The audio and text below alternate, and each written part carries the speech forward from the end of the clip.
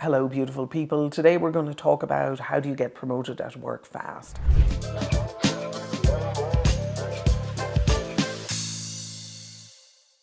By the end of this video, you'll understand that your ability to be able to innovate isn't just a trait, it's actually a capacity that you can build. You learn how to be able to shift your day-to-day practices and your habits so that you can harness them as an opportunity to be a more effective leader. And you learn how promotion happens through your ability to be able to build what I refer to as networks of commitments. So in the Innovation Mindset, which is this book that I've written, this is my raggedy little version, which is slightly falling apart, but it's a very useful book for anyone who's looking to get promoted. And I actually run a program off this called Get Promoted, because what I found over my years of practice is that the people who are most likely to get promoted are the people who are more innovative. And that doesn't mean that you have to be coming up with brilliant ideas all of the time.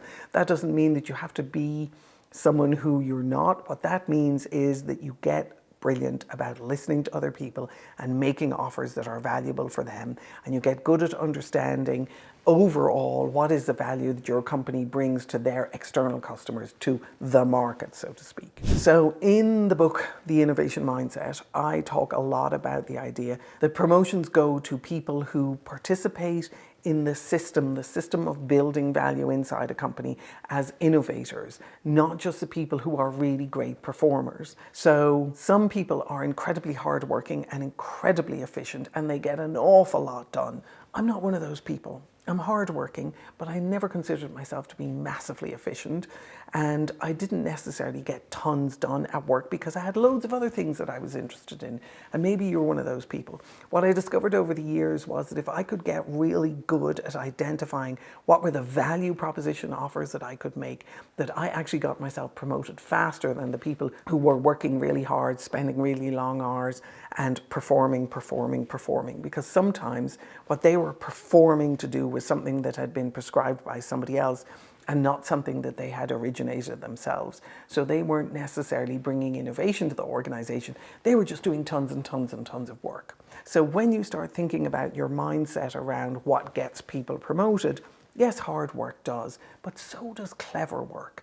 And I want to help you be able to put more of your energy and effort into the clever work that'll bring you opportunities that you wouldn't otherwise get. If you want to be able to increase your chances of getting promoted at work fast. So I want to take you to 3 steps that will accelerate your path to promotion. Step number 1 is make valuable offers. Now, your question is, what is an offer and how do I determine if it's valuable?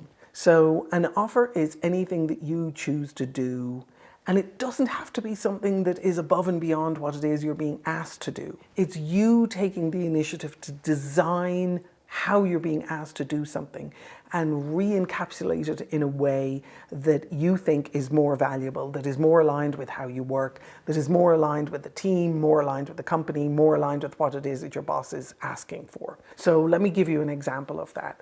I was working with a client once who headed up a project management group, and she had about 12 people reporting to her. And the PMOs, you know the way PMOs work, they basically run all of the projects inside a company. And what they were asking her to do was to run all of the projects inside a company. And I'd been working with her for a while. She understood this concept of offers. She understood this idea of internal customers and listening to those customers. And what she was able to do was she was able to go to her boss at the time and say, I think that there's a much more effective and valuable way of us running projects, because our projects are very, very fast moving. She was working in the tech space, and a way that would allow us to actually be able to get the people who are responsible for large chunks of work within the projects to be able to negotiate how it is that they're going to carry those workloads together. And so we did a couple of working sessions together, and all of a sudden people began to kind of come alive, and the projects actually got delivered on time and on budget, which is almost unheard of when you're running super fast in the tech space. And so she moved from someone who was responsible for running the project management office the way it had always been run, to someone who was coming in with a new idea about how she thought she could engage the project leaders in a way that was more effective and more aligned for them. What happened over time was that her boss actually then wanted her to be able to bring that way of thinking and that way of working to all of the other engineering groups within the company. And when he moved to another company, he wanted to bring her with him. So that's a pretty extreme example of success when it comes to making offers.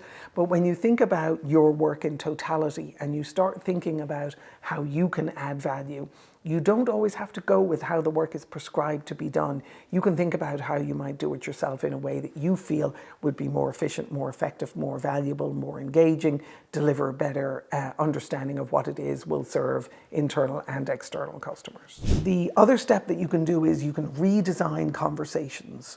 So one of the things that I found is when you ask people in a room and they're working together, say designing how they're going to go about delivering on a particular project, a lot of people will not really know exactly what they're being asked to do.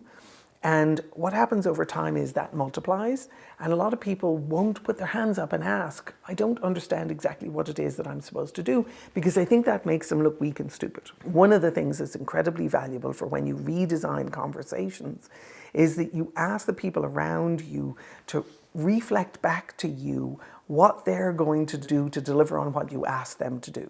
One of the ways to do that is when you start treating someone like a customer, you say to them, this is what it is that I'm planning on doing. Is this in alignment with what you're looking for? Will the metrics that I'm going to use align with the results that you're looking to produce for your boss?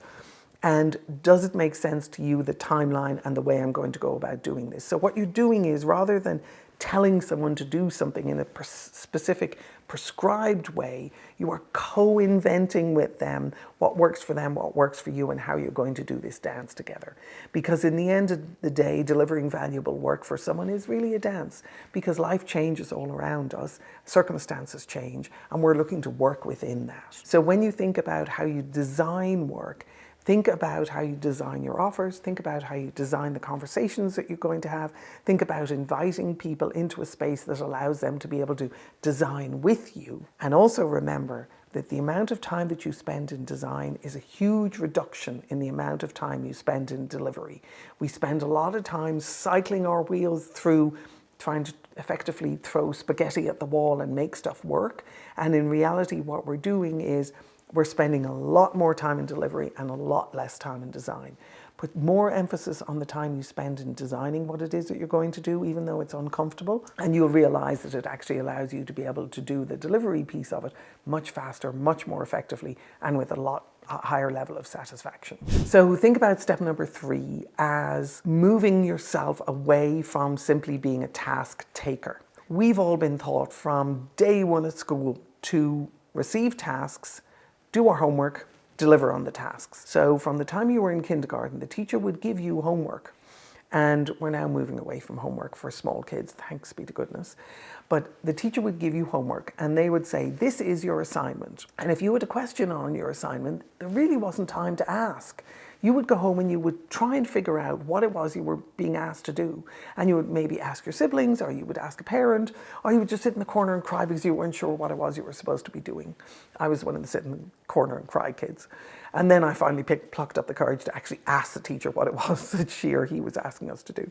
So a lot of times, because that's our common sense, because that's how we've been trained from a very young age, we take tasks and we assume that we're supposed to know what we're supposed to do. And we're scared to put our hands up and say, excuse me, could you clarify? Excuse me, I don't understand what it is that you're asking me to do. Could you please tell me by when that you want this to be done? Can you tell me the other people that are going to be impacted by this? Can you tell me how you're going to know when you're satisfied when I deliver on this? In other words, what are your standards for satisfaction? We don't give ourselves permission to ask those questions. And so we go away and we spin our wheels and we do a whole lot of work, or we cry in the corner. We do a whole lot of work and we don't necessarily really understand the value that we're supposed to be delivering. If you move from someone who's a task taker to someone who's actually looking at making offers and understanding the offer that you bring to the organization, you start taking on a lot more responsibility for making sure that you know what it is your customer is looking for and what it is that's going to satisfy them, and how you are going to deliver that in your own unique and particular way. And a lot of times that is more valuable than if you simply behave like a robot task taker and did exactly what it was asked of you. So in this case, Third step on this is rethink how you think about tasks versus how you think about making offers yourself, and how you think about your process of doing the work that you're being asked to do but you want to add value to. So in this new common sense way of thinking about work and thinking about how to get yourself promoted faster, leadership isn't about a title. It's really about how you participate and how you engage with your internal customers within a process. So think about yourself as someone who is responsible for your own work rather than someone who's simply accepting tasks and being told what to do. One of the ways to see for yourself whether or not you're ready to be able to move to this next level and get promoted, and whether or not you're incorporating some of the steps that I've recommended in this video, is to do the Get Promoted assessment. It's down below in the links. It's getpromoted.com. Go in there, be brutally honest with yourself, see whether or not you're ready to get promoted. Let me know how it works for you down in the comments.